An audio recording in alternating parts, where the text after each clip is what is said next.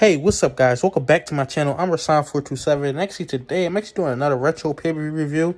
And since actually Extreme Rules 2022 is actually coming up inside of a few weeks, I thought I'd go back and review a past Extreme Rules pay-per-view. And I actually went to Extreme Rules 2011, and I actually be at this Extreme Rules pay-per-view, so I'm super excited to see it. And this is like the first one in October, I believe. Last year was in September, so it's where they took it out in May. They usually did it in like May or June, like right after WrestleMania, but now they actually switching it. But let's get into Extreme Rules 2011. It was very interesting to go back to this time because I was watching wrestling heavily at this time. I was super excited for the John Cena and the Rock match that was coming up, so I was just watching every single week at this time. And it was there was some bad parts about it. There was some really good parts about it as well. Actually the Miz was WWE champion. Was crazy going back to that because I watched it live when he actually cashed in and stuff. So it's very interesting going back to this. And actually it took place May 1st, 2011. Like I said, right after WrestleMania, Tampa, Florida. From the St. Pete's Time Forum in front of 10,000 people with $209 pay-per-view buys. Actually, the first match was actually Randy Orton versus CM Punk in the Last Man Standing match. And the new Nexus was actually banned from ringside, which I actually enjoyed the new Nexus. I know a lot of people don't. But this match actually went 20 minutes and 6 seconds. And I really actually enjoyed this match. I thought it was a good match. But actually, getting to the hot spots of the match, you had an anonymous Raw general manager, which this is probably the worst part of wrestling at that time. I actually remember this every single week with the dinging going on and stuff like that. The anonymous Raw general manager made an announcement. All new Nexus members are actually banned from ringside. So they actually came up with CM Punk. But actually started off, CM Punk actually ripped the turnbuckle pad off to actually start off the match before the match. And CM Punk actually hits Randy Orton with a kendo stick. He went right for it right away outside the ring. Then inside the ring, continuously hit him. Then Randy Orton actually reversed the springboard clothesline to a kendo stick shot. Randy Orton actually does all his signature moves, all the moves he does, scoop slam, the back, thing he does with the back. What is that move called? You guys know the back. You know the move I'm talking about. And actually, Randy Orton catapulted CM Punk into the exposed turnbuckle, which is a cool spot. Randy Orton actually drew CM Punk into the chair that was propped in between the turnbuckle, which looked really, really cool as well. Randy Orton power slammed CM Punk outside the ring. That looked really, really cool. Randy Orton actually back body drop CM Punk on a barricade. That was a really, really cool spot. So Randy Orton just taking over the match. He was doing all his moves. Then CM Punk actually reversed it and actually hit a GTS for a 9 count.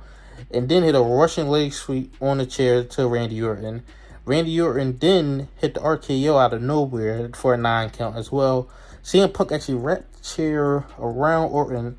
Then throws into the ring post outside the ring for a 9 count. Randy Orton actually hit the RKO on the announce table. Now, this is a really weird spot where actually CM Punk went to the GTS on the announce table. It was kind of obviously he was going to reverse it because, like, why are you doing the GTS on the announce table? It didn't really make sense. But then Randy Orton actually went for the punt kick, and he got reversed to the GTS on the steps. That was a really, really cool spot right there. GTS on the steps. That gets a 9 count. Randy Orton actually beats up CM Punk with the kendo stick. And then we get a top rope RKO, which I believe is the first time he actually ever did that. And Randy Orton actually wins. And this is a really good match. I think the biggest problem is that I've seen a whole bunch of great last man standing matches. And, they don't really, play a factor into this. But I just felt like there was, like, there's better last man standing matches out there. And I feel like that was really the huge problem with this match. But if I had to rate this match, I would give it about 8.5 out of 10. That's just what I would rate it. I thought it was a really, really good match and a really good rate way to start it off. Getting to the second match, we actually had Kofi Kingston versus Sheamus in the tables match for the United States Championship. This actually with 9 minutes and 9 seconds. This was actually right after the draft, so it's kind of obvious that Sheamus was going to lose just because, he got drafted to SmackDown. Which Randy Orton, this is when he got drafted to SmackDown as well. But Kofi Kingston actually starts the match, actually pushed Sheamus on the table. Sheamus actually moved out the way. Sheamus actually tries a Celtic cross through the table. Kofi reverses it. Sheamus hits Kofi in the stomach with the table. Then throws the tables on him. Then stands on top of the table, standing on him, stomping on him. And he sets up the table in the corner, which this is actually really cool spot. Kofi Kingston actually reverses the drive through the table in the corner. Kofi tries boom drop to the table in corner. Sheamus reverses it. Kofi tries suplex to Sheamus. Doesn't work. Sheamus actually bro kicks Kofi to the outside, but then Kofi Kingston actually flies over the table. It looked like he got to go through it. Then Kofi Kingston, the Trouble in Paradise to send Sheamus outside the ring. Then, this is probably the best spot. This is the whole point of the match, the ending. The boom drop to Sheamus through the table for the win. That was really, really cool. To be honest, it was a generic tables match, something that you've seen before already. I give it a 7.5 out of 10. The ending was absolutely fantastic. And Kofi Kingston actually won the United States Championship. I don't know what reign this actually was, but he actually won the United States Championship. So it was a really cool spot at the end. R-Truth actually cut a promo. And I remember at this time, yeah, because he was supposed to be inside this main event. Then John Morrison actually took his title shot, which was kind of obvious that he was going to interfere since he was on the show. Since he was actually being pushed pretty hard at this time. You know, he was coming up. He was about to get a championship match versus John Cena. So, yeah, he was actually pushed really, really hard this time. Him and themiz and Morrison, yeah, they were all pushed hard at this time. You know, they felt like they had a ceiling against them, but they were pushed pretty hard, though. And the third match on the show, to be honest, it's not much to say about this. McCool and Jack Swagger versus Jerry Lawler and Jim Ross in a country whooping match. Now, I remember the WrestleMania match, but I don't remember them having 3 straight pay-per-view matches. Are you serious right now? I did not know that. Now, getting into this match went 7 minutes and 4 seconds. I just did not know I completely forgot about that. And this is one of the problems with wrestling at this time. It's stuff like this. Cole won with a roll up on Jim Ross or something. I'll give it, I mean, it's 6 out of 10. That's being generous, really. It's really not much to say about this match. It was really, really bad. Like this match, I'm being generous because, you know, I was happy to see wrestling at this time. You know, it's great to see Jim Ross and Jack Swagger. It probably deserves lower than 6 out of 10, but I'm just going to give it a 6 out of 10. John Cena actually cut a promo saying that he didn't win the WWE Championship in a year, so I believe he then held it till June. But the fourth match on the show was Rey Mysterio versus Cody Rhodes in a falls count interview match, which went 11 minutes and 43 seconds. And then I remember this storyline. This is a really, really good storyline. Dashing Cody Rhodes, where he put the thing over his face and everything. Now, Rey Mysterio was actually drafted to Raw. This is when the draft was pretty much about to be over, since guys were showing up on Raw and SmackDown anyway, so it really didn't matter. But Cody Rhodes actually cuts a promo before the match. It was a really good promo. But they actually start off, you had a hurricanrana to the outside of the ring by Rey Mysterio to Cody Rhodes. Drop kick on the outside of the ring. Rey Mysterio actually throws Cody Rhodes into the stage. That was really, really cool. Then we got a running senton off the stage to Cody Rhodes. They started fighting in the crowd. They started fighting all over the arena. They was climbing up the steps, start fighting over there as well. So it was just really, really cool to actually see this. And WWE needs to do this. I wish they did a Falls Count Anywhere match this year, because we haven't got one of these in a while where they actually fought like up the stage and like up the ramp and actually to the concession stands and stuff. I feel like they should really do this. And it was a really cool spot where Cody Rhodes actually did a Boston Crab for Rey Mysterio on a crowd railing thing. You know, that was really, really cool. Rey Mysterio actually spears Cody Rhodes into the trash cans. You had the security actually blocking them off, fighting inside the concession stands. Then Cody Rhodes actually hit tosses Rey over the barricade. Then they start to get back inside the ring. And this is where the match started to break down. Now, Rey Mysterio actually spits mist in his face. Now, I don't remember Rey Mysterio ever doing this. Ever, especially around this time. You know, I didn't order pay-per-views around this time, so I don't really remember this match too much, but I don't remember him ever doing that. That was just a little weird. He had a 619, and that was really about it. I thought it was really cool the way they fought outside the ring. Other than that, it was good. You know, I give it an 8.2 out of 10. That's what I get. It was a really good match. I would probably say that I'll probably say this is better than a WrestleMania match, though. I'll probably say that. Divas Backstage, generic Divas stuff. Now, this is Layla versus Michelle McCool. No DQ, no count out, loser leaves WWE match. Don't really remember any of this stuff. I remember them being together. I thought they were really great tandem. They were one of the best things about the women's division at that time on SmackDown and stuff. But I don't remember them ever doing any of this type of stuff. But some hot spots in the match. Michelle McCool actually attacks Layla before the match. Michelle McCool actually hit a face plant from the barricade to the outside. Layla actually reversed Styles Clash. I don't know what you actually call it. The commentators didn't know certain moves, which is really weird.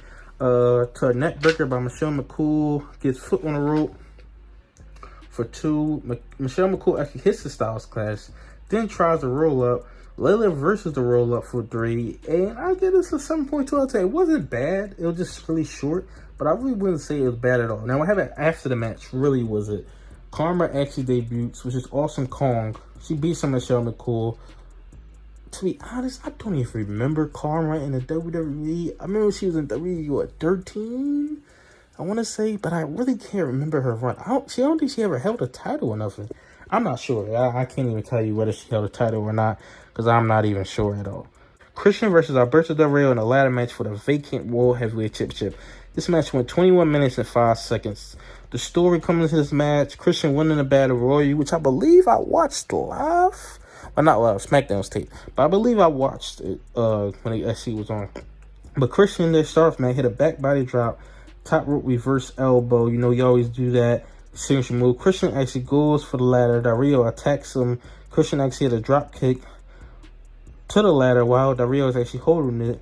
Del Rio actually sets ladder on ring and announced it. You know, he bridges it like that. You know something's going to happen later on in the match. Alberto Del Rio tried to suplex Christian, but then Christian actually tried to catapult. So they basically on the outside of the ring, they both tried to do something on it. Both got reversed. Christian actually hops on the ladder and dives on Del Rio outside the ring. That was like one of the best spots of the match. Christian actually slams Alberto Del Rio on the ladder in the corner. Christian actually used the spear as homage to Edge to Alberto Del Rio. The crowd's going crazy. The crowd's really getting to the match at this point. Then Alberto Del Rio wedges Christian in between the ladder.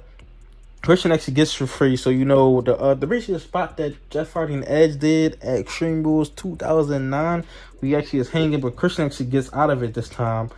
Alberto Del Rio actually dives on the wedge ladder that he actually set up earlier in the match, and he actually falls. Now, I don't know what move he was actually trying to do inside this match. And, you know, at this time, it was crazy. They were pushing Alberto Del Rio to the moon at this time. And he won Money in the Bank after this, which they probably shouldn't have done, because that investment really didn't pay off at all. Brodus Clay actually comes in. I completely forgot Brodus Clay was even with Alberto Del Rio. And he actually stops Christian from getting the title. Christian always gets the title. Christian knocks out Brodus Clay. And Brodus Clay is busted open a lot. I did not realize he was that busted. That was crazy to me. But a Kromp's armbar with the ladder in between takes control. Del Rio actually climbs the ladder. Now, you know he's not going to get it because he didn't set the ladder directly under it. They always do this.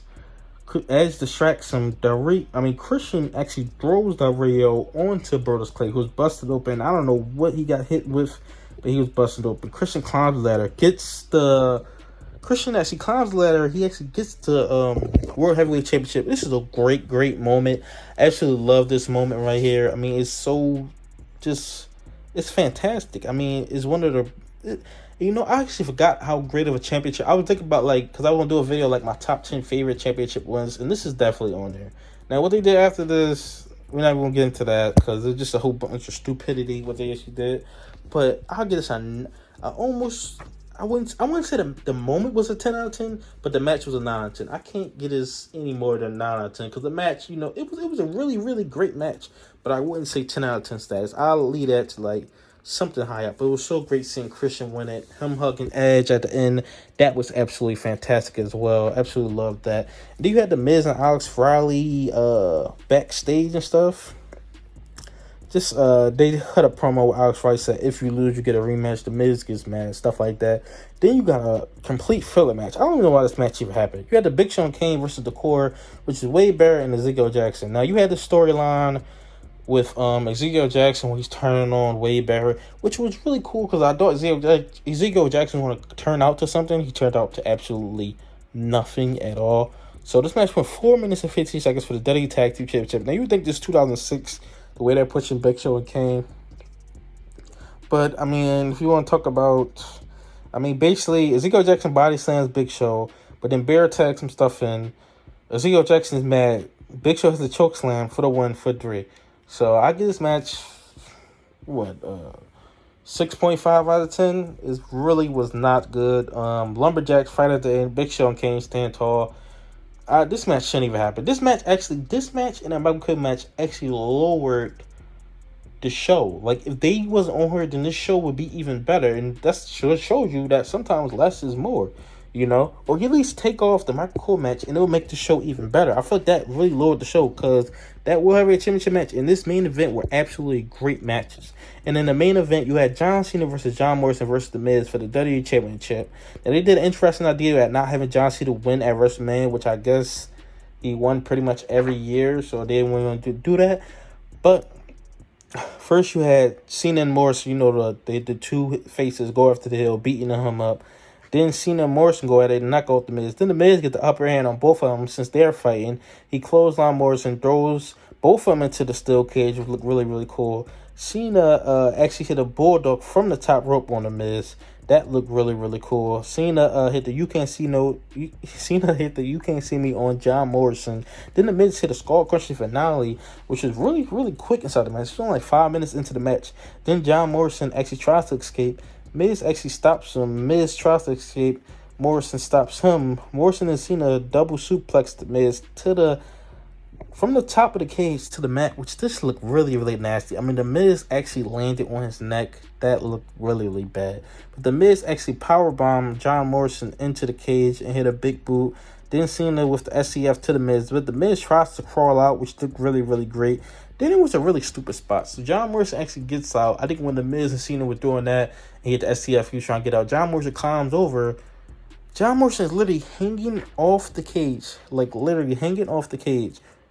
And John Cena is not holding him enough. John Cena is just standing there, and he's trying to get to John Morrison. All John Morrison had to do is jump off, and he wins the match. I mean, it just didn't make no sense. And then the Miz hits him.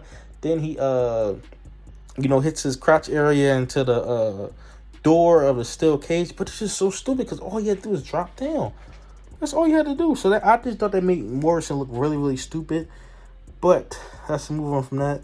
But then the Miz actually brings Morrison back into the ring.